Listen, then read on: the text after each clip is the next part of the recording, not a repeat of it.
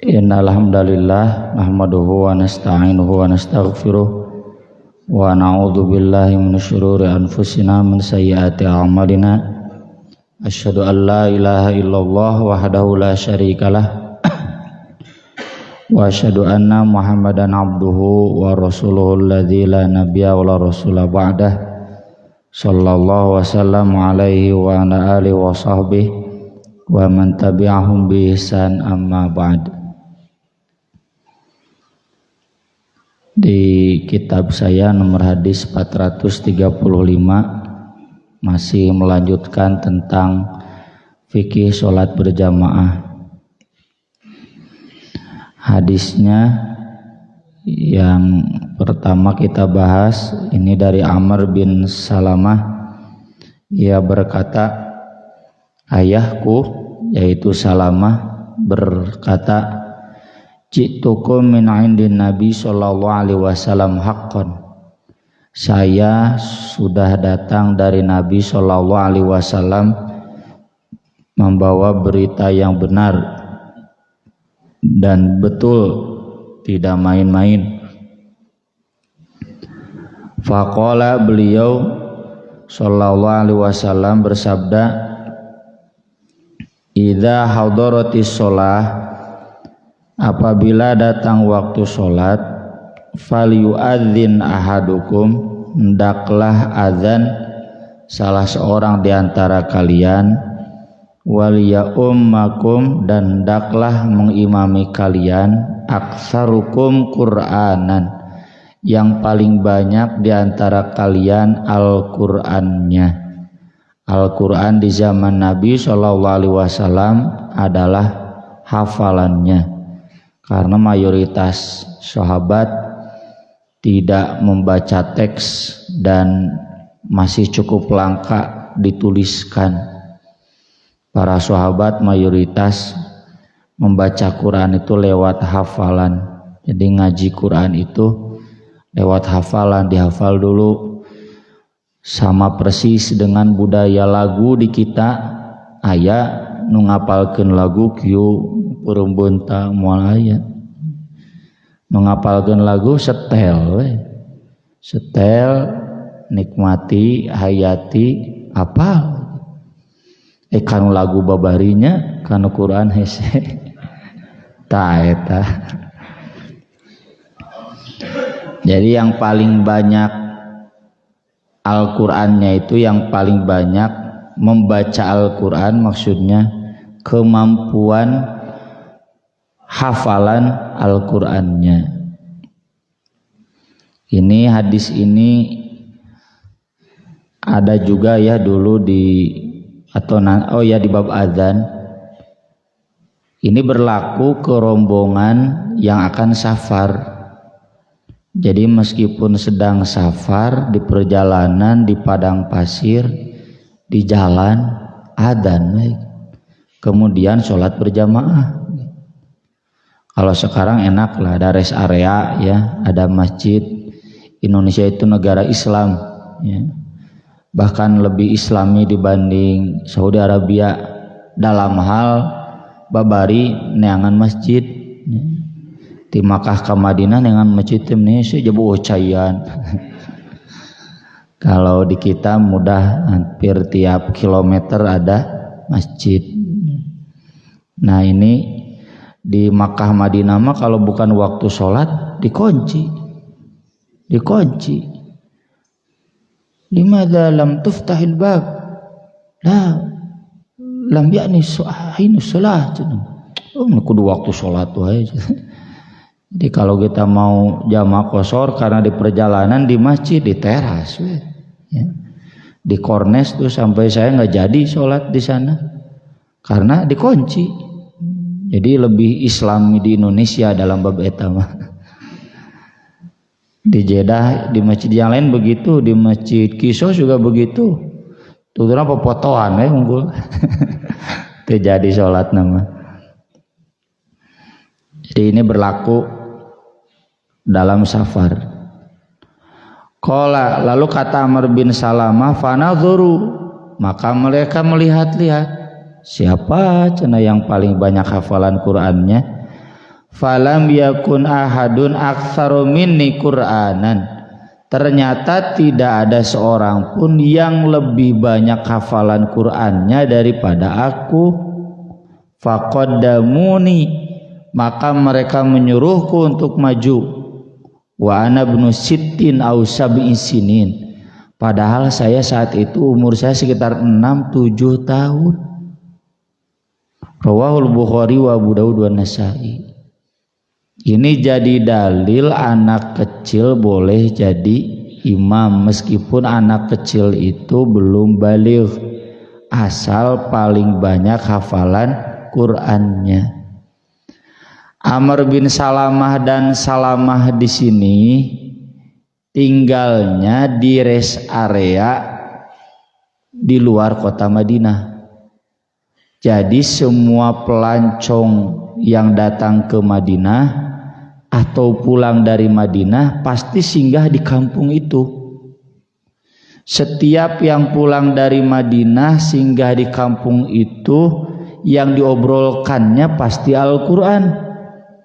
Dan Amr bin Salamah sebagai anak kecil yang saat itu belum masuk Islam, bapaknya juga belum masuk Islam, kampung itu juga belum masuk Islam, cuma banyak orang-orang pulang dari Madinah teh baca Quran, ngobrolkan Quran.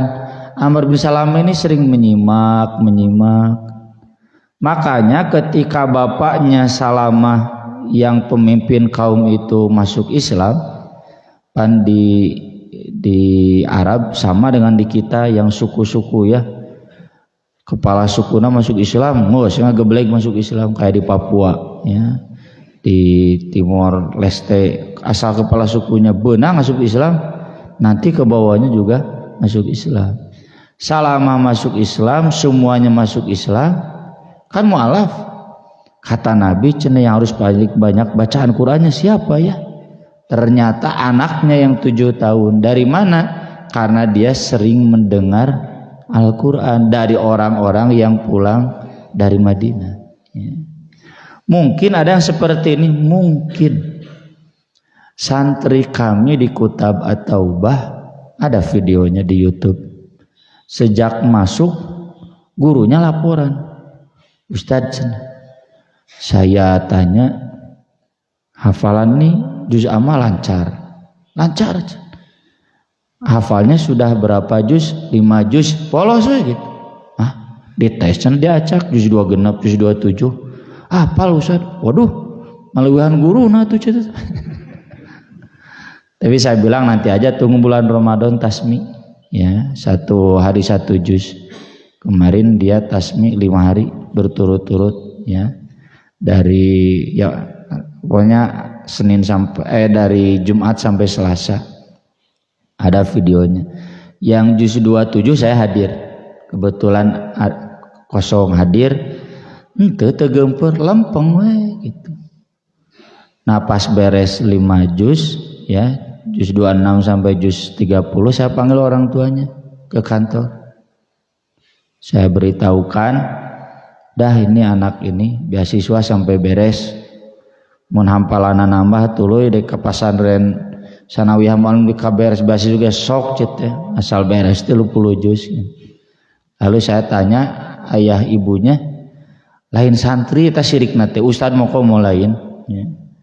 Cenah abdi mah jeung pun bojo pendak di Rohto, jadi kerja di pabrik Rohto, jurusan kimia memang dulunya ya, kimia bisana pinter.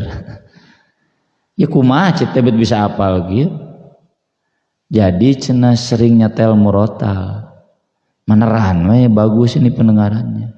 Jadi setel murotal we, udah setel murotal, nanti malamnya murojaah sama ibunya sama ayahnya. Iya cek ngalawihan budak ustad.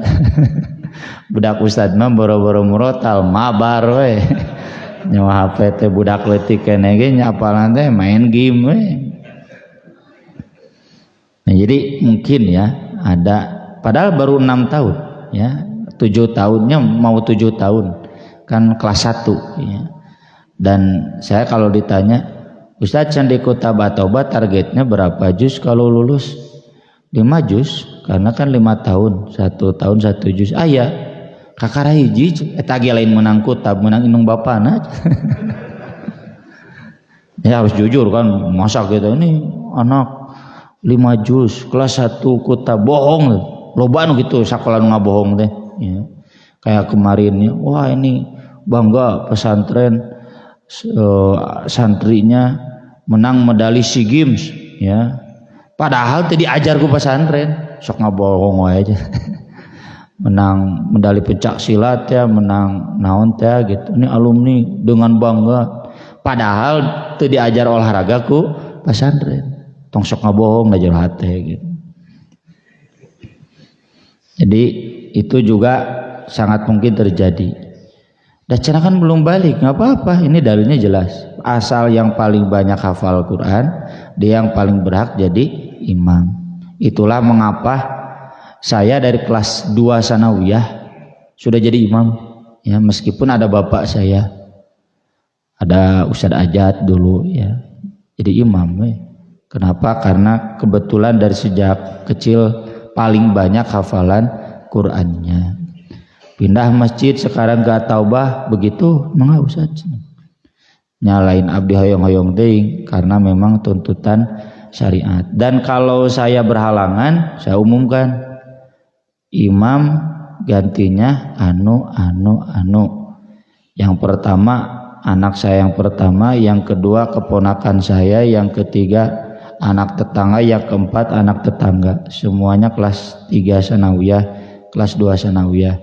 Cicing Ustadz Mubalik mah tong hayang imamana apalana butut. Jadi karena anak-anak yang paling bagus hafalannya, bahkan bacaannya semuanya lebih bagus dari saya.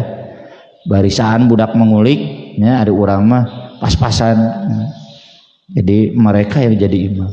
Tapi kadang dapat laporan, Ustadz cenah ngaharajakeun ka masjid nanti. Teu di kopiah, teu di sarung. Nah, ngarah teu jadi imam cenanya.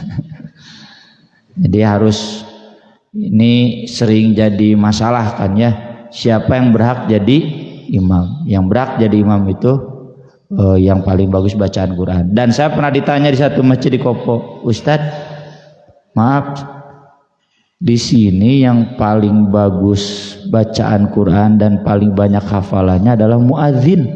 Saya jawab tegas, berarti muadzin yang harus jadi imam. Ketua DKM jadi muadzin. Tapi kemarin saya telat karena macetan hari Rabu, hujan badak gitu, telat. Yang jadi imamnya betul muadzin. Jadi nurut, alhamdulillah. Nawe kemuliaan status jadi imam itu bagi yang paling banyak hafalan Qurannya. Jadi bukan pilihan untuk semua orang. Makanya ketika guru saya tentang Mukhtar rahimahullah datang ke satu masjid, lihat ada jadwal imam. Nah, naonan yuk bid'ah cenah gitu. Nah, Ustadz bid'ah. Imam lain bagi-bagi piraku cenah ayeuna ketua RT gantian saminggu sewang gitu. Ketua RT gantian sapoe 5 kali. Teu bisa. Sawen paling layak dia tetapkan gitu. Namanya kan istilahnya imam rawatib.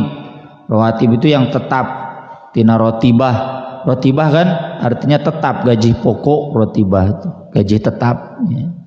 Jadi ini jadi dalil sekali lagi hak bagi siapa yang paling banyak hafalan Quran.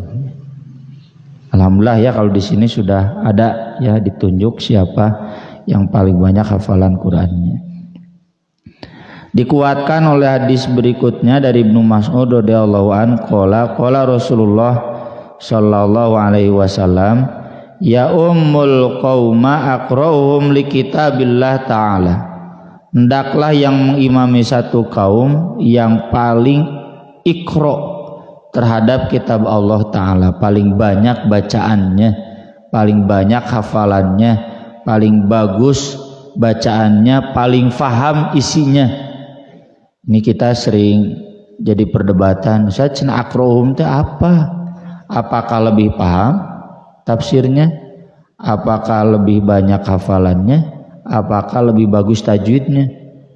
Zaman Nabi mah nggak ada dikotomi tiluanana.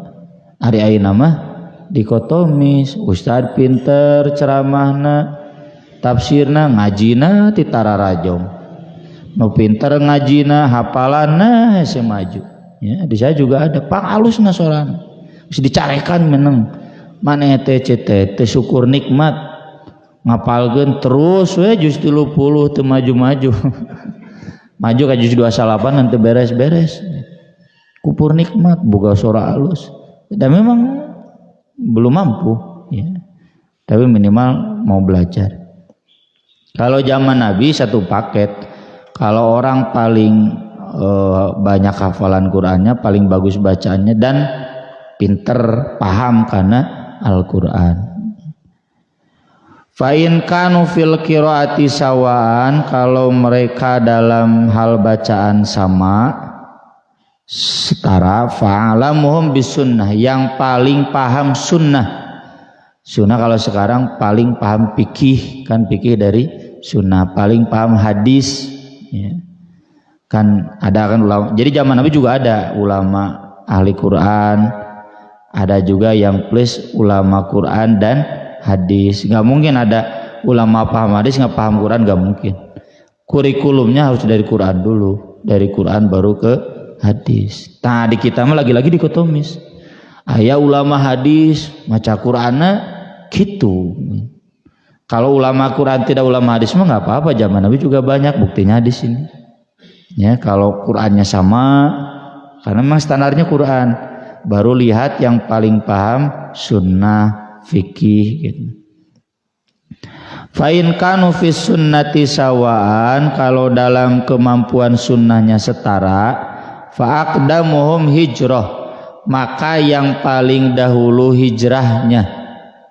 Fa in kanu fil hijrati sawaan fa aqdamuhum silman, kalau dalam masalah hijrahnya sama, yang paling dahulu masuk Islam. Kalau sekarang ukurannya paling dahulu jadi ahli masjid, saha nu panggeulana ka masjid ya. Kemudian dalam riwayat lain wa fi riwayatin sinnan, baru yang kelima yang paling dahulu usianya, yang paling tua. Yang paling tua itu pertimbangan terakhir. Kalau ustadz-ustadz ini semua standarnya, semua senioritasnya, tapi ada yang paling tua. Nah beliau yang ditunjuk untuk jadi imam. Wala ya ummanna ar-rajulur rajula fi sultani, janganlah seseorang mengimami seseorang dalam kekuasaannya. Kekuasaan apa? Kekuasaan imam. Wala yaqud fi baiti ala takrimatihi, dan jangan duduk di rumahnya di tempat yang mulianya. Kan ada ya di Arab itu tradisi, kalau di ruang tamu ada kursi khusus buat yang punya rumah, nggak boleh duduk di sana. Mau di kantor mah teu meunang ngadiukan kursi direktur, mudiraam awas teu sopan ya. Illa biidnih, kecuali dengan seizinnya. Saya pun ketika awal kesini nggak berani ngimaman, kecuali setelah Pak Ketua DKM mangga Ustaz. Nah diizinan berarti.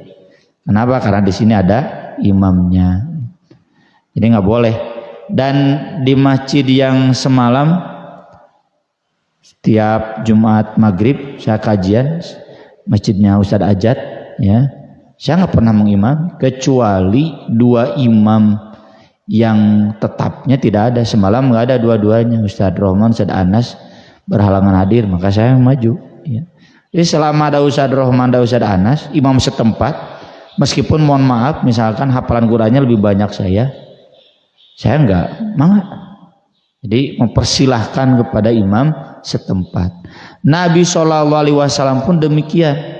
Beliau tidak datang ke satu kaum lalu kemudian jadi imam pada Nabi, kecuali minta izin dulu. Dan pasti imam setempatnya ngijinan, putus sopan kan Nabi teu ngijinan. Guru saya almarhum Ustadz Sodikin di Pajagalan gak pernah mau jadi imam. Tuh lama saya 3 tahun ya, entah 3 tahun gitu, 6 tahun sampai saya beres mualimnya. Udah itu baru beliau udur ya 4-5 tahun. Saya bertanya, kunaon satu sedikit tara kersa najan ngahada usah silakan yang lain. Nah di satu kesempatan beliau bahasa di sini setiap masjid itu harus ada sultannya, imamnya. Kenapa saya nggak mau di sini? Karena di sini nggak jelas siapa sultannya. Jadi itu beliau punya ijtihad ingin mengajarkan harus jelas dulu sultannya. Nah ketika jelas siapa sultannya, sultan di masjidnya, beliau hanya baru bisa mengimami kalau dipersilakan oleh sultan itu. Saya pernah ke masjid beliau ya di Jalan Logam ketika beliau masih sehat, sering kajian kitab. Pernah di satu maghrib putrinya yang bungsu datang. Cenah ieu kunci sahur apa aang ngimaman. Nah gitu. Jadi itu izin. Maka meskipun saya itu kelas 1 mu'alimin dan bukan orang lama, orang baru, wah dia ketua ada ketua DKM, saya maju, oh iya di Widian ku Ustad mangga cenah gitu.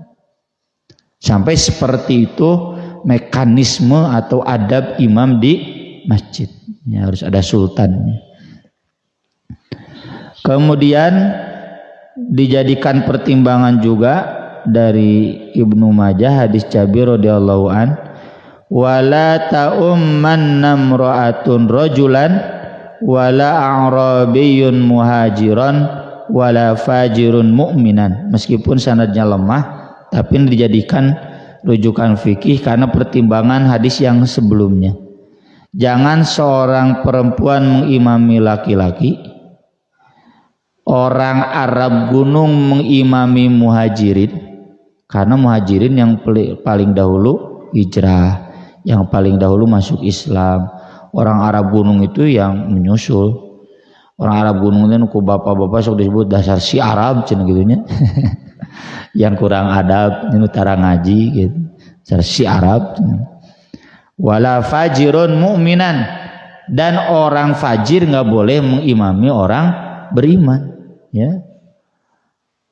Saha misalkan wali kota, bupati, koruptor, ya, itu nggak boleh menjadi imam di masjid, kecuali kalau wali kota bupatinya solehnya juga Ustadz Ahmad Heriawan pasti jadi imam. Ahmad Syekhu dulu di Bekasi pasti jadi imam kumaha hafid kan. Jadi kalau orang fajir mengimami yang mukmin nggak boleh. Karena tadi kan ketat, yang paling Qur'annya, paling sunnahnya, ini berarti yang paling bagus imannya. Berikutnya terkait fikih seputar makmum. Anas radhiyallahu an menjelaskan Nabi SAW bersabda, "Russu sufufakum, rapatkanlah saf kalian." Russu itu dari rosos. Rosos itu kalau tidak timah semen.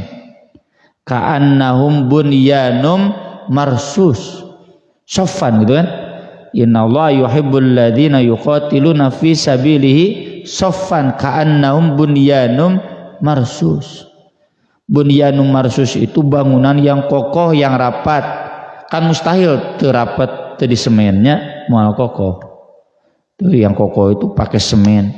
Atau rosos itu timah. Ada di hadis, siapa man tasamma'a biqaumin wa hum lahu karihun yujaru ala udhunihi rosos, yang mendengar-dengar pembicaraan orang lain dan mereka tidak ridho didengar-dengar, itu akan dikucurkan timah, cairan timah ke dalam telinganya. Ya, naon nu kieu teh ngaranna teh? Ya. Nu hayang serba nyaho, kepo.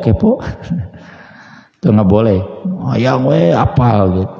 Padahal itu nggak boleh. Paparazi kalau di wartawan tuh nggak boleh paparazi. Itu wartawan infotainment itu nanti dikucuri cairan timah. Itu rosos. Maka kata para ulama, rosos di sini berarti rapat. Siga bangunan, we rapat, mulai nu teu rapat. Ya. Dan dikuatkan nanti oleh Anas sendiri. Wa kana ahadun minna yalziku qadamahu ala biqadami akhihi wa mankibahu bi mankibi akhihi. Jadi rapatnya itu kaki nempel ke kaki, yalziku itu menempelkan ke kaki sebelahnya dan bahunya juga ke bahu sebelahnya ya. Ada yang memfatwakan makruh cenah rapat teh. Nah, karena mengganggu kehusuan. Tama lebay. Masa dalil ditimbang pakai perasaan, baper pisan, nggak boleh. Tama jika nu sujud, ente sujud nah, cenah mengganggu kehusuan, tidak nyaman, eta mah baper we lebay. Ya, padahal Nabi saja sujud nyaman, kenapa kemudian sujud tidak nyaman? Duduk iftirosh misalkan begini kan, cenah tidak nyaman, jadi tidak tumanina, tidak khusyuk, lebay we itu mah baper. Ya. Harusnya menilai sunnah itu jangan pakai perasaan. Perasaan yang harus ikut dalil, bukan dalil menyesuaikan dengan perasaan.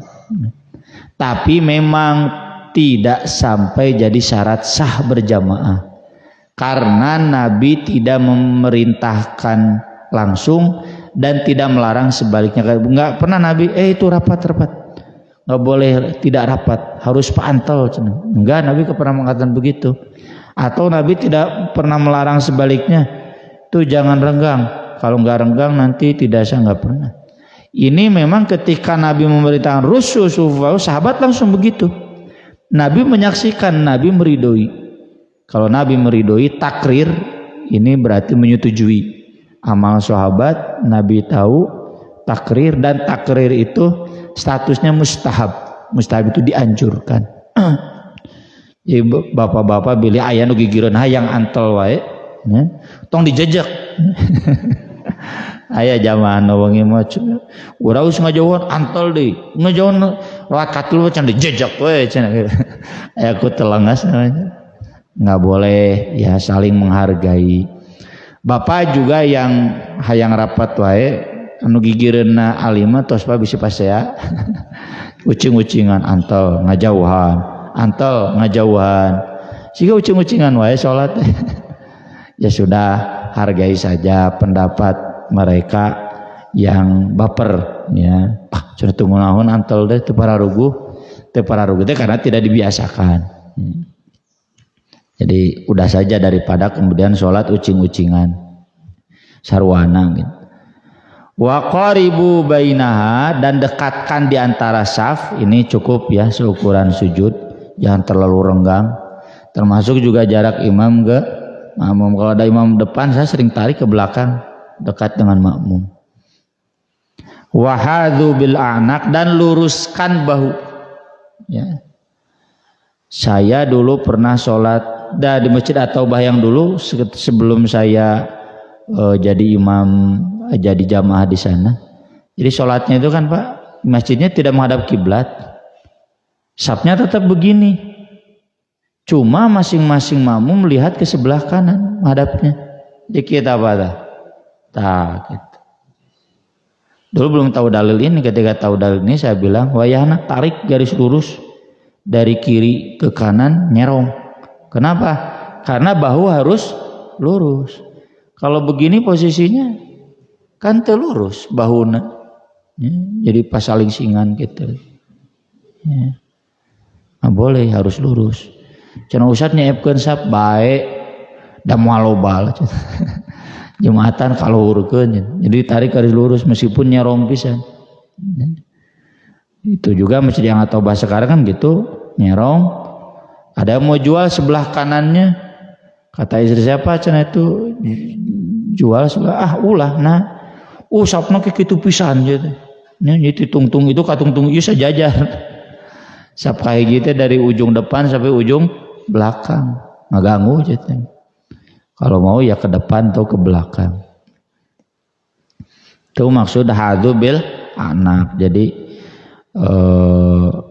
anak itu bisa bahu, bisa leher, punuk ya. Punuk makanya bagian belakang. Ini anak, ini harus sejajar, nggak boleh bersilangan. Kemudian berikutnya dari Abu Hurairah radhiyallahu an qala Rasulullah sallallahu alaihi wasallam khairu sufufir rijal awwaluha. Sebaik-baiknya saf lelaki yang paling depan.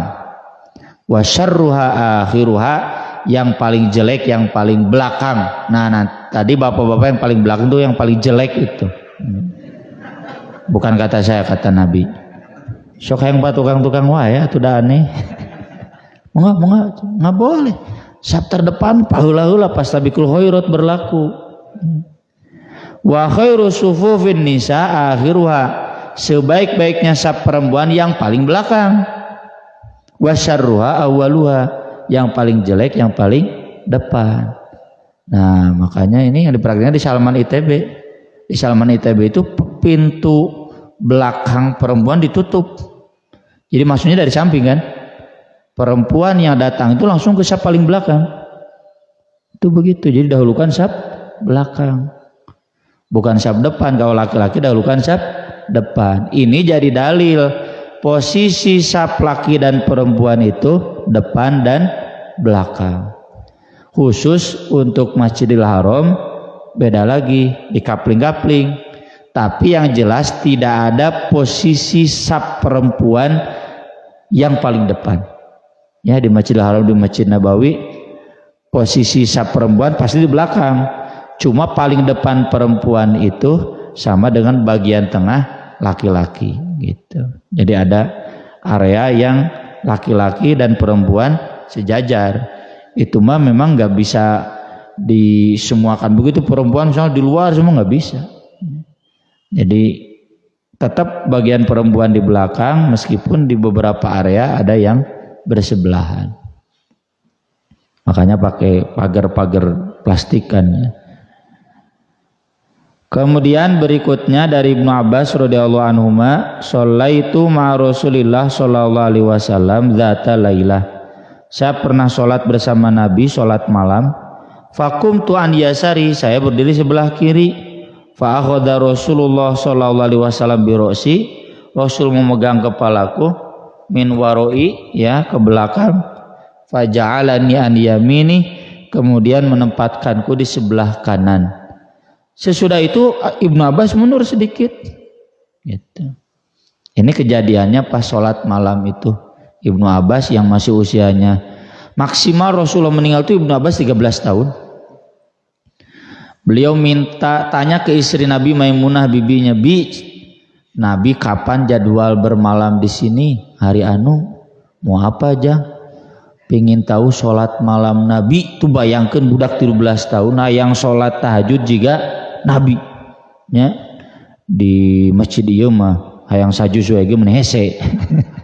Geus karolot geus tereh maraot padahal ieu mah anak kecil 13 tahun ingin sholat malam siga Nabi. Lalu bangunnya paling awal, nyiapkan air wudhu buat Nabi. Lalu Nabi sholat sugante mau ikut, ternyata ikut sebelah kiri. Ku Nabi geserkan ke sebelah kanan, lalu dia mundur. Tamat sampai beres, saha yang tidak terenyuh, orang tua mana yang tidak terenyuh melihat anak kecil 13 tahun sholat parat. Pun anak parat ya, di kelas 1 ngan paratnya gitu kayak mendek ruku kakaran orang tung ruku, rakaat kedua dari yuk gitu, enggak ini. Kadang rakaat katilu kaopat sare heula gitu. Kayak witir dihudangkeun salat gitu. Kalau tarawih yang 1 juz itu. Ini mah enggak, tangkep kan? Ku Nabi didoakan, Allahumma faqihu fiddin wa 'allimhu ta'wil. Ya Allah, pahamkan dia dalam agama dan ajarilah tafsir kepada dia. Makanya Ibnu Abbas jadi ulama tafsir yang paling hebat di masanya. Ini jadi dalil posisi imam berdua itu, imam sebelah kiri, makmum sebelah kanan. Nah, nanti Nabi negor ke Ibnu Abbas, kenapa kamu mundur? Kan sudah saya simpan di sebelah kanan. Jawaban Ibnu Abbas, tidak pantas bagi saya sejajar dengan Rasul. Makanya fikihnya boleh sejajar persis, boleh juga mundur sedikit. Sejajar persis karena Nabi begitu. Ibnu Abbas mundur sedikit, ku Nabi teu dicarek. Mane nyanyawana Nabi teu kitu. Nabi mempersilahkan. Kalau merasa kita asa teu pantes. Saya misalkan pernah berjamaah dengan guru saya asa teu sopan gitu, mundur dikit. Ta ieu mah baperna teu nanaon ieu mah. Aya dalilna. Ya mundur dikit boleh, sejajar boleh. Terakhir bab posisi makmum dari Anas bin Malik radhiyallahu an, shalla Rasulullah sallallahu alaihi wasallam faqumtu ana wa yatimun khalfahu. Saya dan anak yatim lainnya berdiri di belakang Nabi. Wa Ummu Sulaim khalfana, dan Ummu Sulaim di belakang kami. Jadi posisinya imam, anak kecil laki-laki, lalu ibu-ibu. Jadi ibu-ibu di belakang laki-laki. Meskipun itu laki-lakinya hanya sekedar anak kecil. Meskipun anak kecil disapkan seperti orang dewasa. Ini posisi berjamaah imam dan makmum. Berikutnya ini sudah babak baru lagi tentang ruku. Sepanjang mendapatkan ruku, sholat berjamaah itu sah dihitung 1 rakaat. Nanti saja kita bahas bulan yang akan datang. Mangga bila aya pertarosan nyangakeun.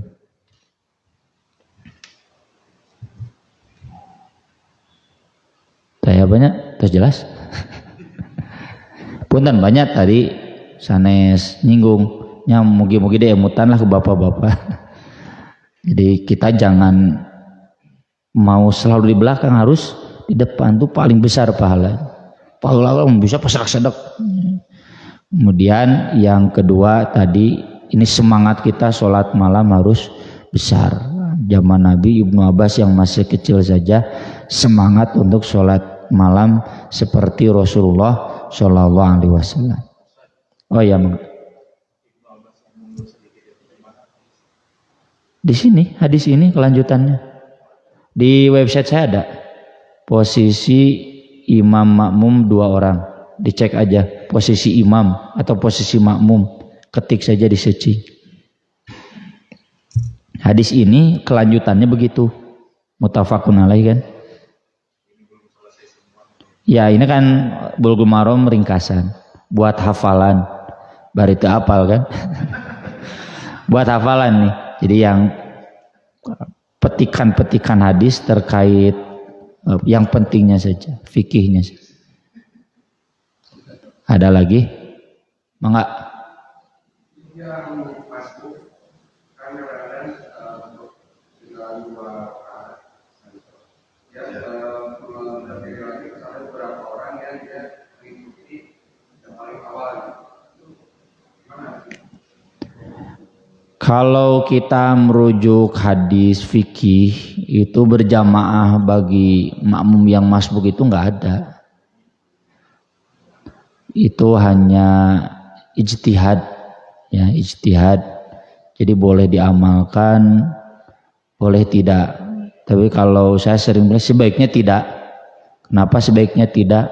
Khawatir bid'ah. Khawatir bid'ah. Tapi kalau yang ada, ya guru-guru saya juga begitu. Jadi berjamaah.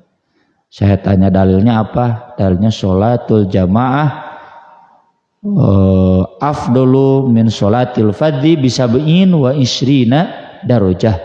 Sholat berjamaah itu lebih baik 27 kali lipat daripada sholat sendirian. Najar hati tapi ya. Tama dalil jang sholat berjamaah di awal waktu pahala heula lain pa akhir-akhir dimasbukeun gitu. Tungtungna teh jadi ari masbuk kudu berjamaah di awal waktu pare-hare gitu. Kan aneh ini logikanya. Ari masbuk kudu berjamaah teh di awal waktu henteu kudu gitu. Ini kan menurut saya kurang pas. Itu mah dalil itu mah berjamaah di awal waktu. Kenapa saya menganjurkan sebaiknya tidak? Ya karena tidak menemukan, dan banyak juga ulama-ulama yang melarang ya. Di salah satu masjid ketika ada syekh dari Sudan masbuk berjamaah langsung disusulan. Mah ada hadis bidah cenah. carekan bid'ah cenah naonan eta. Udah aja masing-masing gitu. Tapi kalaupun ada, kembali ke yang sering saya jelaskan ya, fikih itu ijtihad itu harus tinggi toleransinya. Jadi mun orang berdiri nu lain tuh jangan malah lundur teu kudu kikieuan bubar-bubar nggak usah terus saya sholat orang ya. Jadi jangan jadi pasealah fikih, saling menghargai saja. Mangga Baji. Ini di luar konteks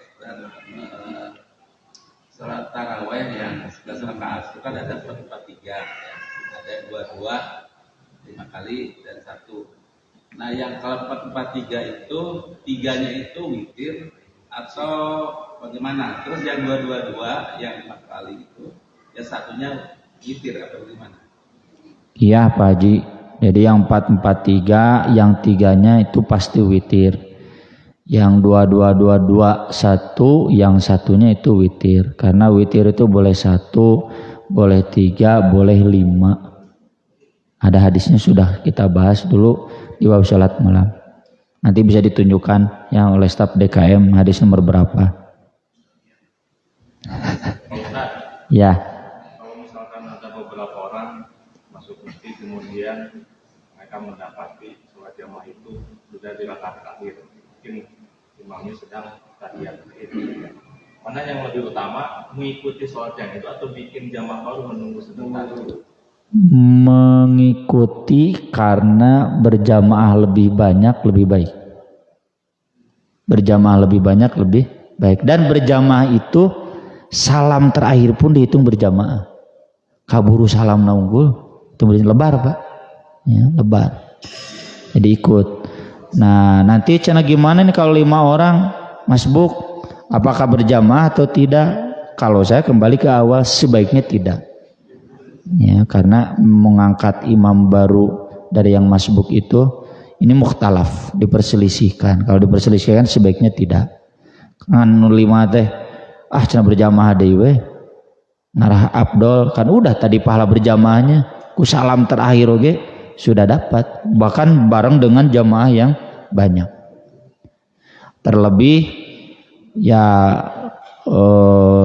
ada 2 imam, ketika imam yang pertamanya masih ada itu cukup repot ya secara fikih. Jadi diarah-radu bacaan. Ya. Kalau yang masuk kan suka ada yang misalnya imamnya itu yang berjamaah itu sedang sujud atau sedang duduk di antara bersujud masuk belakang, itu yang Abdul itu langsung belakang langsung sujud atau nunggu dulu jamaah sendiri Langsung sujud. Itu mah ada perintahnya nanti ya. Nanti ada hadisnya kata Nabi, kalau kita datang ke satu sholat berjamaah, ikuti imam dalam kondisi apapun. Tapi takbiratul ihram mula. Allahu Akbar baru sujud. Karena sholat harus diawali dengan takbir. Jadi jangan kita lebar tuh berkurang pahalanya. Kan tadi semakin lama banyak berjamaahnya, volume berjamaahnya lebih besar pahalanya. Sayang, jangan ditunggu, langsung saja. Mangga. Saya datang sebelum sholat isya 2 menit, tapi saya belum sholat maghrib.